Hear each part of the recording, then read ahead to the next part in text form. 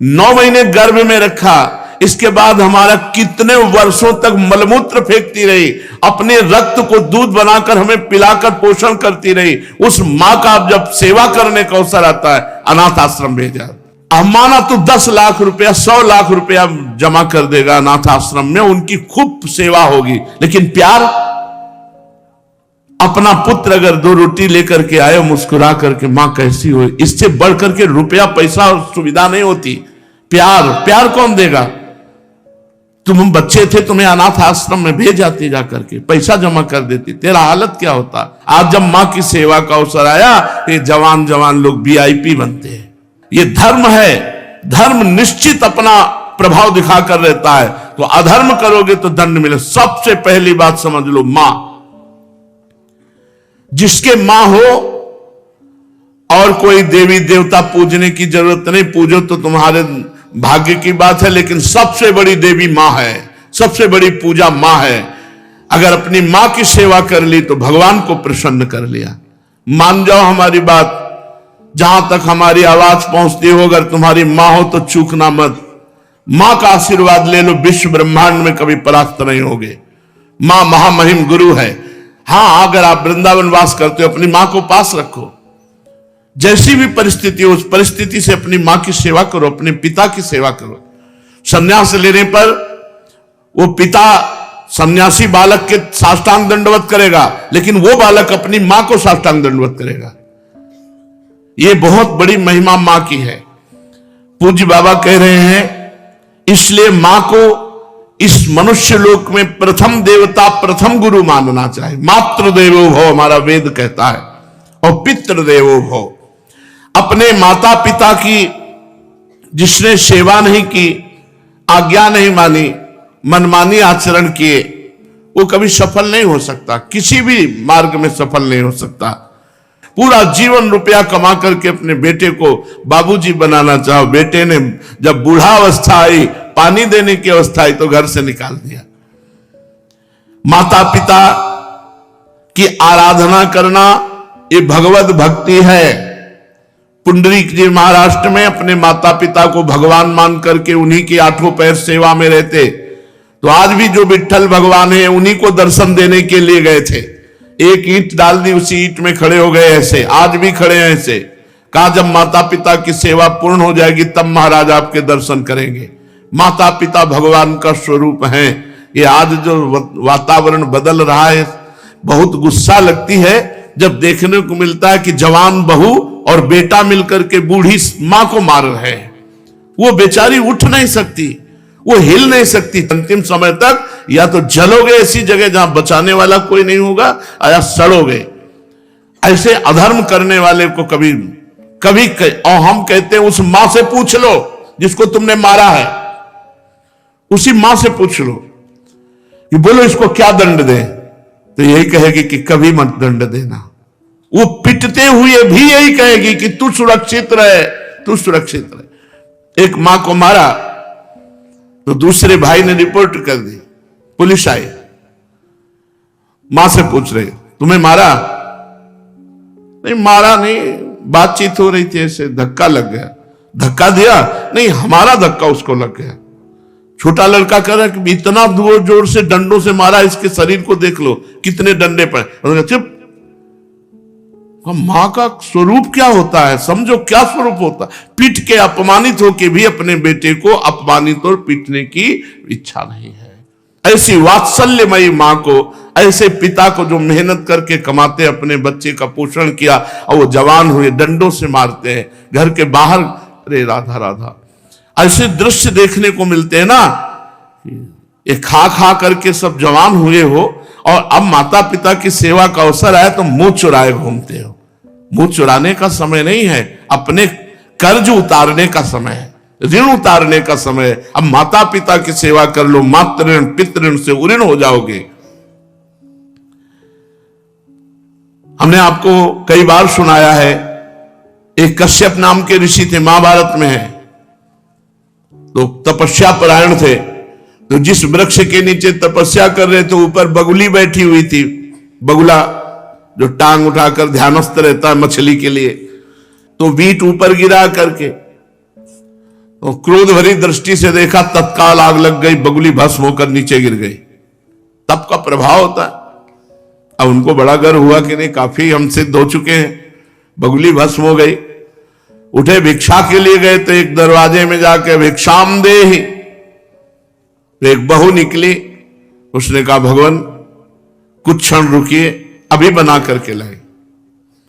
बड़े मृदु वचन से उनका सम्मान करते हुए अंदर गई तो दूसरे दरवाजे से उसका पति आ गया। जब पति आए, पति की आराधना, उनको जल पिलाया, आसन पे बैठाला। फिर इतने में कुछ समय लगा और कहा भगवान आपके घर के दरवाजे अतिथि देव विराजमान है, आज्ञा हो तो भोजन। अरे उनका पहले अतिथि देवो भव, अतिथि की सेवा करो। अब वो गए, इतना विलंब क्यों किया? उनका हमारे पति देव आ गए। तू मुझे समझते नहीं है, इतना विलंब क्यों किया?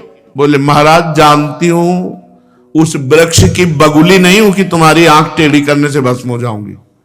अब उनके होश उड़ गए कि ये बात तो केवल हम जानते, दूसरा कोई जानता ही। तो उनका तुम कैसे जाने?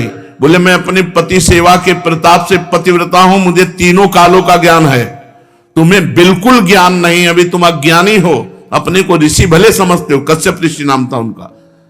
जाओ, तुम्हें अगर ज्ञान प्राप्त करना है तो जाओ, वहां एक कसाई रहते हैं, वो तुम्हें ज्ञान प्रदान करेंगे। अब कोई संशय नहीं था, क्योंकि अलौकिक बात उनको पता है पातिव्रत धर्म से। वहां गए, जिस कसाई का परिचय बचाया था तो मांस बेच रहा था। कोई कहता 2 किलो तो 2 किलो, किलो तो एक, और ऊंट चल रहे थे। तो कहा कैसी गंदी जगह भेज दिया। चलने लगे तो कहा कश्यप ऋषि। पहला आश्चर्य हुआ कि ये तो नाम बता रहा है हमारा, हमने तो अभी कुछ बात भी नहीं की, वो अमुक गांव की पतिव्रता ने भेजा है। अब और आश्चर्य हुआ। कहा हाँ। बोले बस खड़े रहो, मैं अपना व्यापार कर लूं, बस अभी आपके साथ चलता हूं। खड़े रहे, थोड़ी देर में वो बेच के दुकान बंद करके कहा तो उनका पहले ये बताओ इतना निंदनीय कार्य करते हो तुम? तो उनका मेरा जन्म हुआ है इसी कुल में, मैं हिंसा नहीं करता, मैं मांस लाता हूं और बेचता हूं और अपने परिवार का पोषण करता हूं, क्योंकि मैं ऐसे कुल में जन्मा हूं। तो उनका तुमको ये कैसे पता चल गया मेरा कश्यप नाम है? बोले आपका नहीं, आपके बाप का, आपके पुरखों तक का हमको पता है। और ये कैसे पता चला कि वो बहू ने आपको कहा है ऐसा? बोले मुझे तीनों काल का ज्ञान है, भूत भविष्य वर्तमान। बोले इतना निंदनीय कार्य करते हो और तीनों काल का? बोले हर समय नाम जप करता रहता हूं और अपने कुल के अनुसार व्यापार करता हूं, और मेरी प्रधान पूजा, चलो घर देखो। जब घर में गए तो श्वेत पलंग पर बूढ़े माता पिता सजाए देवता की तरह बैठे थे। जाके साष्टांग दंडवत की और कहा मां आपके घर में अतिथि आए हैं, उनका अतिथि से मिलो और सेवा करो। उनका ये हमारे भगवान है, 8 पहर इनकी पूजा करता हूं, अपने माता पिता की, और अपने कुल के अनुसार आचरण करता हूं और निरंतर नाम जप करता हूं। उसके प्रताप से मुझे तीनों काल का ज्ञान है, भूत भविष्य वर्तमान। तुम अपने माता पिता को छोड़ करके तपस्या के लिए निकले हो, और वो भी अंधे हैं तुम्हारे माता पिता, जो स्वयं पानी नहीं ले सकते। तुम्हें कभी न परम पद मिलेगा, न स्वर्ग मिलेगा, नरक मिलेगा तुम्हें। उसी समय वापस हो गए। और जब माता पिता का शरीर पूरा हुआ तब पुनः तपस्या में लगे। माता पिता भगवान का स्वरूप है। स्वयं प्रात काल उठी कै रघुनाथा, मातु पिता गुरु ना वही माथा। अपने माता, अपने पिता, अपने गुरुदेव के चरणों में स्वयं राम जी महाराज मस्तक रखते थे प्रात काल उठ करके। सबसे पहले अपने माता पिता की जो आज्ञा का उल्लंघन करते हैं उन्हें कभी सद्गति प्राप्त नहीं होती। अब ध्यान से सुनो, यदि माता पिता भगवान का नाम जब भगवान की भक्ति का विरोध करने वाले हो तो उनकी नहीं बात माननी चाहिए। यदि माता पिता भगवान की भक्ति का विरोध करने वाले हो तो नहीं माननी चाहिए। यदि माता पिता गंदी आज्ञा करे तो नहीं देना चाहिए। रोटी दाल खाओ, नहीं चाहे उपवास करके मर जाओ, तुम्हें मुर्गा बकरी नहीं देंगे आके, तुम्हें शराब नहीं पिलाएंगे आके। एक तरफ भक्ति का वर्णन किया, अब ये वर्णन किया उनके दुष्परिणाम और अगर माता पिता गलत आज्ञा करते हैं तो नहीं, पानी पी के रहो, ऐसे रहो, शराब तुम्हें नहीं देंगे, मांस तुम्हें नहीं देंगे, क्यों गलत आदत बनाई?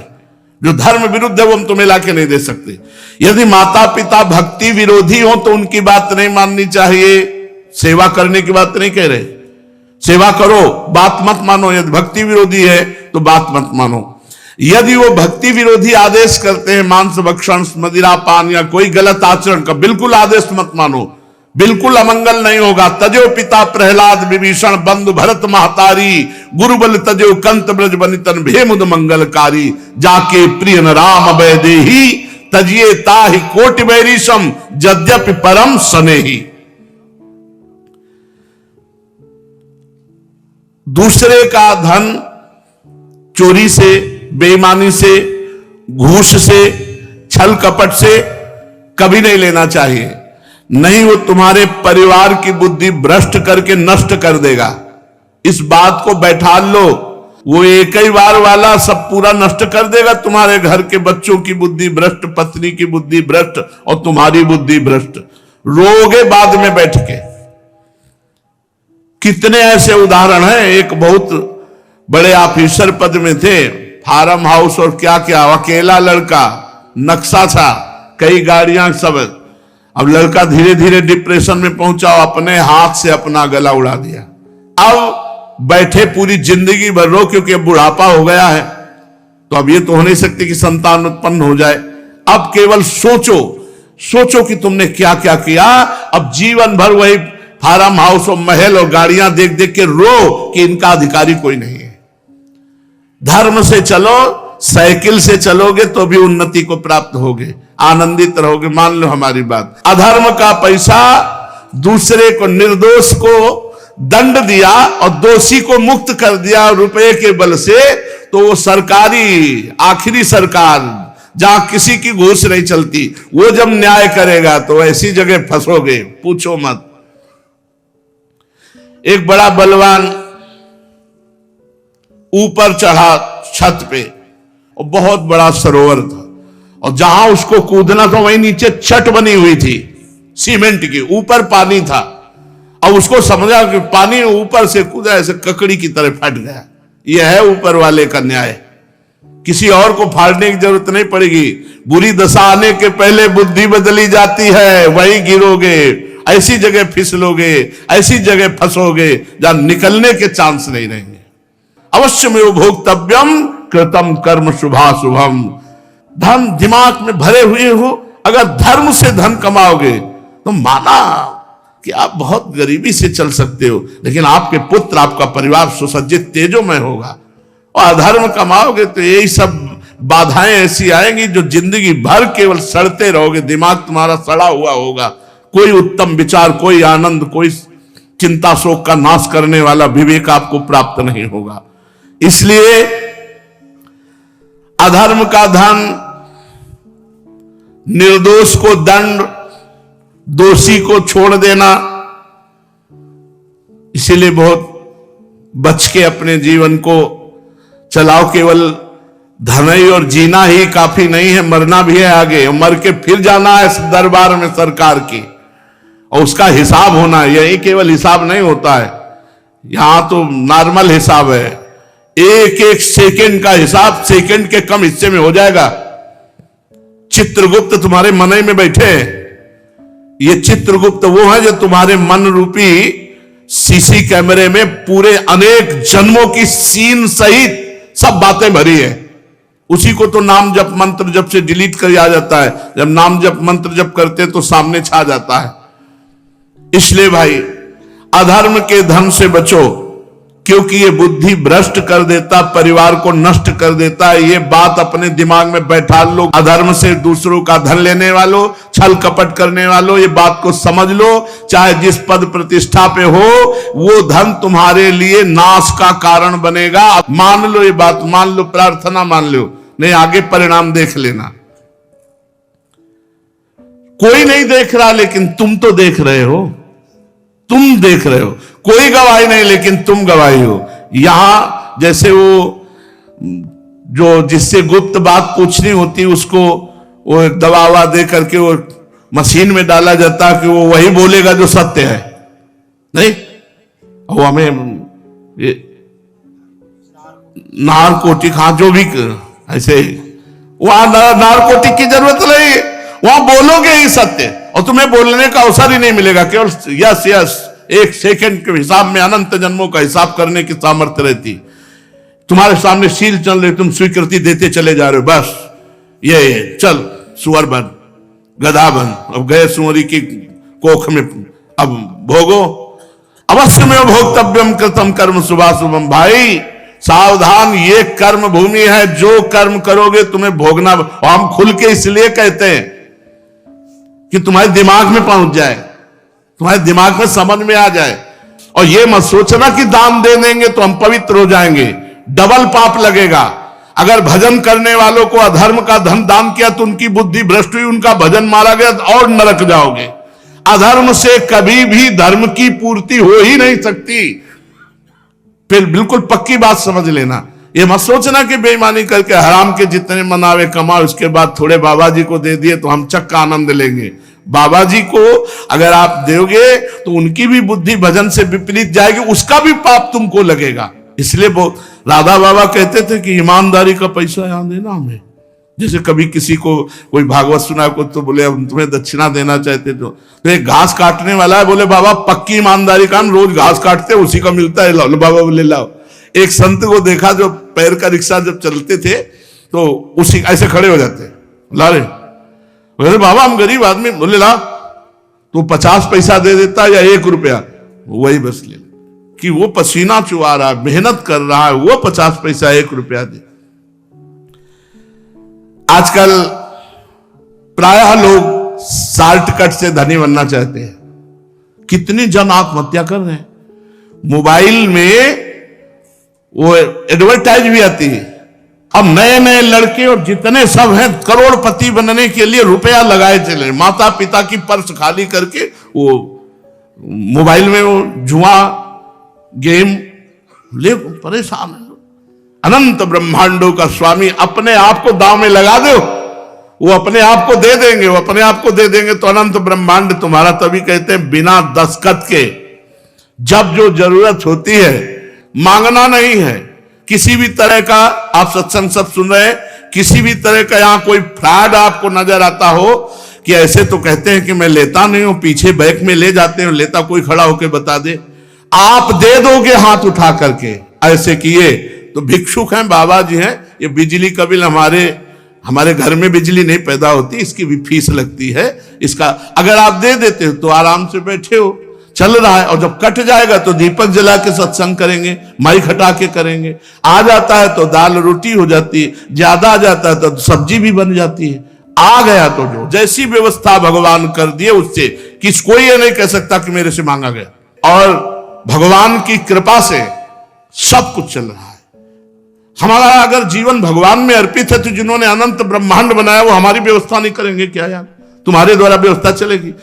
कई बार राधा केल कुंज में यही सत्संग में कहा, तुम्हें भगवान की कसम है अगर तुम्हें लगता हो मेरे द्वारा राधा केल कुंज चलती है तो कभी 50 पैसे भी आमद चढ़ाना, कभी नहीं। ये भगवान से चलता है, देखो कैसे चलता है। ऐसे चलेगा बिना पेट्रोल के, बिना ड्राइवर के। पुष्पक विमान में लगता था क्या ड्राइवर?